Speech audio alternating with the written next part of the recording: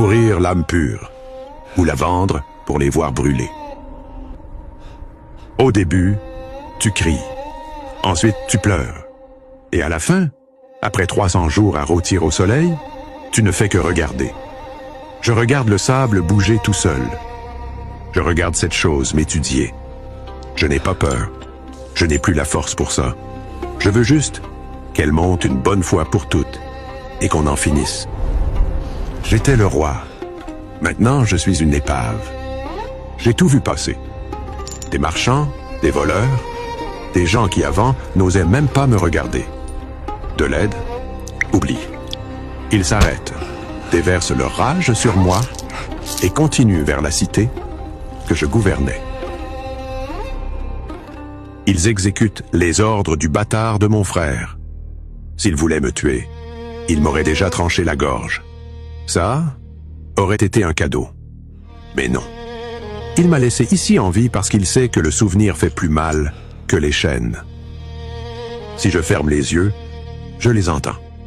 Ce n'était pas moi qui criais, c'était eux, ma femme, mes enfants. Il ne leur a pas offert une fin rapide. Il a fait pire. Il a recouvert le trône des preuves de son massacre et il m'a forcé à m'asseoir dessus. Il voulait que je sente le poids de la mort collé à mon dos avant de me traîner dans cet enfer. Et si je suis encore là, après 300 jours, ce n'est pas par chance. C'est par son désir de m'humilier et de me voir souffrir.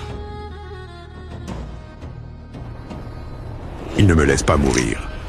Chaque midi, il envoie un garde, un peu d'eau sale et les restes de nourriture que même ces animaux ne veulent pas.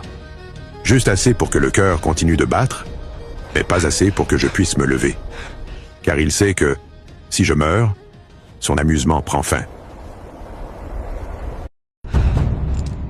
Mais hier, la routine a changé. Le garde n'est pas venu m'apporter l'eau sale. Il est venu. Il est apparu avec son escorte personnelle. Les pires bouchers du royaume. Mon frère n'est pas descendu de cheval. Il m'a regardé de haut, se couvrant le nez avec un mouchoir en soie, comme si j'étais la peste. « Tu respires encore ?» demanda-t-il. Sa voix était sans pitié, juste de la moquerie. J'ai essayé de lui cracher dessus, mais ma bouche était si sèche que seule de la poussière en est sortie. Il s'est penché sur sa selle, s'approchant juste assez pour que je voie la haine dans ses yeux. « Père t'a tout donné, tu te souviens? Le trône, la gloire. Moi, il me traitait comme un chien.